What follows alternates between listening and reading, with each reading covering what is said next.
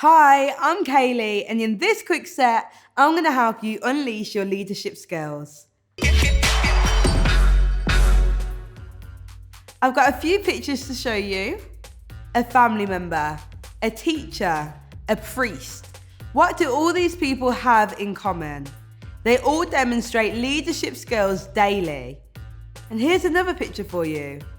Now imagine this black silhouette is you. By the end of this quick set, it would be amazing if you feel empowered as a leader. But before we get into it, I spoke to some of the young people in Apprentice Nation to see what they think makes a good leader. I think a good leader is someone who is empathetic but headstrong. I believe those qualities are important because you need to make decisions without faltering under pressure, but you need to also acknowledge that other people, may have different views or feelings towards the decisions that you're going to make, and you need to be able to factor both of those in. I think a good leader is someone who listens to other people's opinions. I think a good leader is someone who is assertive. I think a good leader is somebody who's confident and charismatic and knows what they're doing. Being a good leader is determination and confidence. You may be thinking, okay, I want to be a leader, but do I already have the skills needed? Check out these 5 skills. Each one would contribute towards you becoming an amazing leader. Number 1, communication. Words have an incredible power to motivate and inspire people, not only when spoken, but also when written and listened to. So it will come as no surprise that when we say communication is one of the most basic yet vitally important skills of a good leader. Number 2, creativity. It's a big skill to be able to think outside of the box and choose to make creative decisions that do not necessarily have a clear answer. This includes learning to approach and solve problems in a non-traditional way, using critical thinking, imagination, observation, open-mindedness to deliver innovative solutions and ideas. By the way, I have a whole quick set on harnessing your creativity, so you can go and check that out too. Number 3, motivation.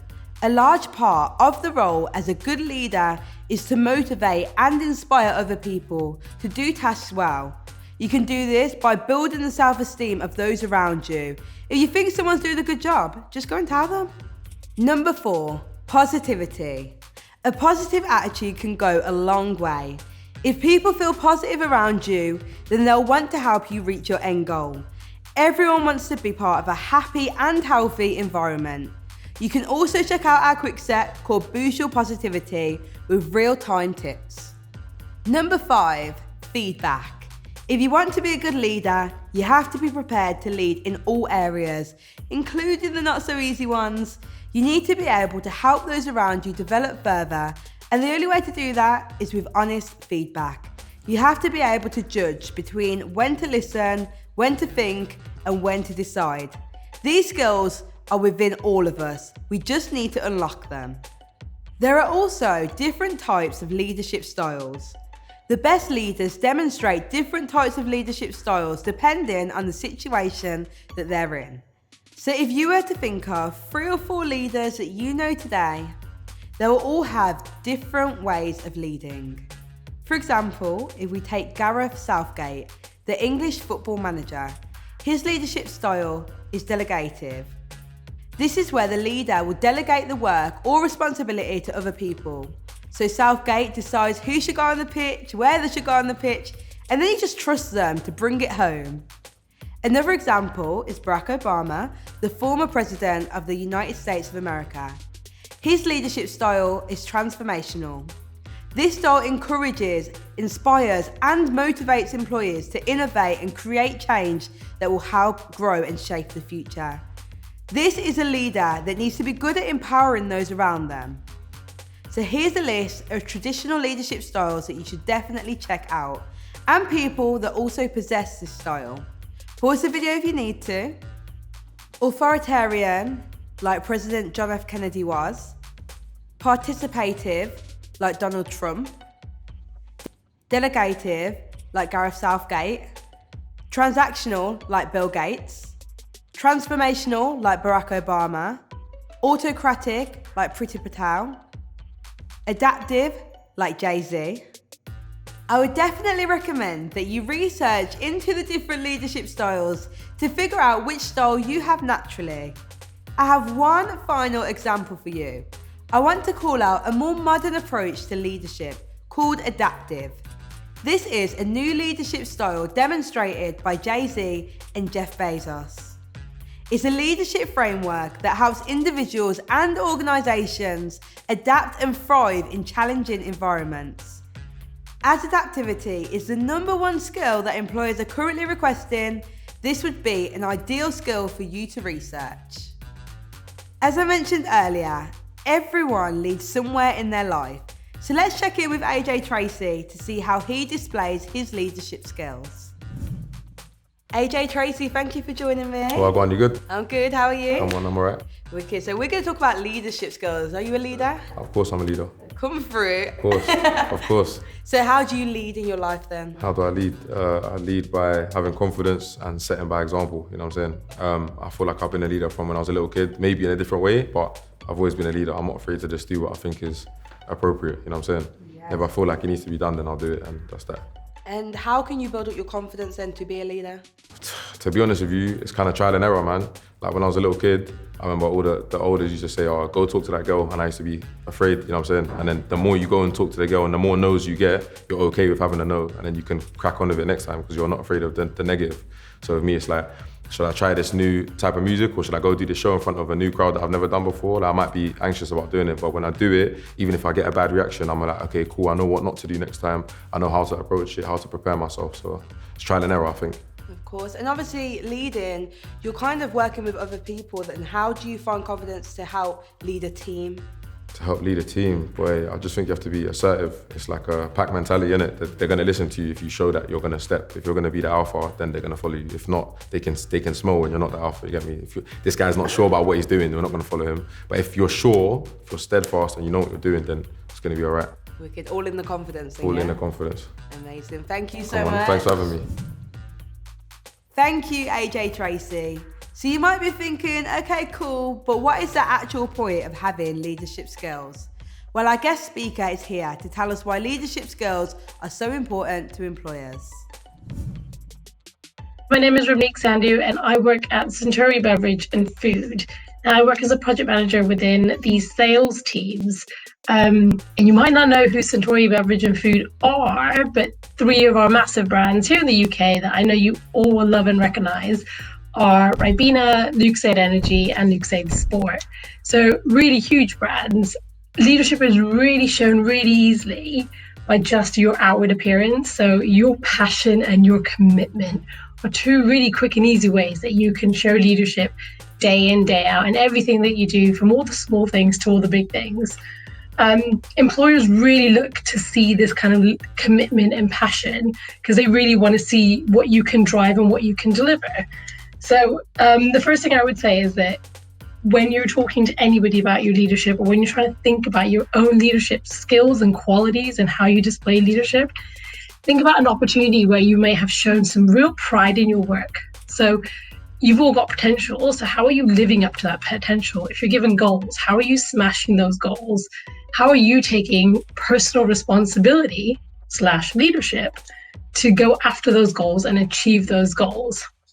You could be flipping burgers or flipping properties. It doesn't really matter, but you've got to work at your best and at your highest potential in order to show that commitment and that drive and show those leadership skills.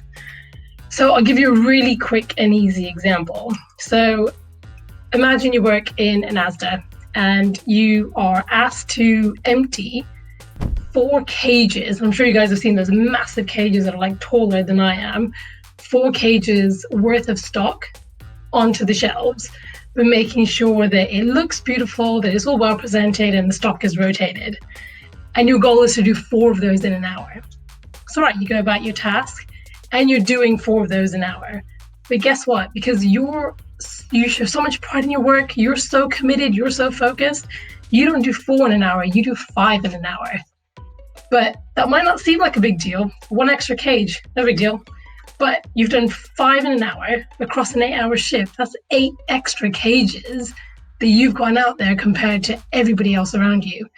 So what happens when you do that, when you actually put all that pride into your work and you're actually fulfilling your potential and then some, and you're smashing your goals?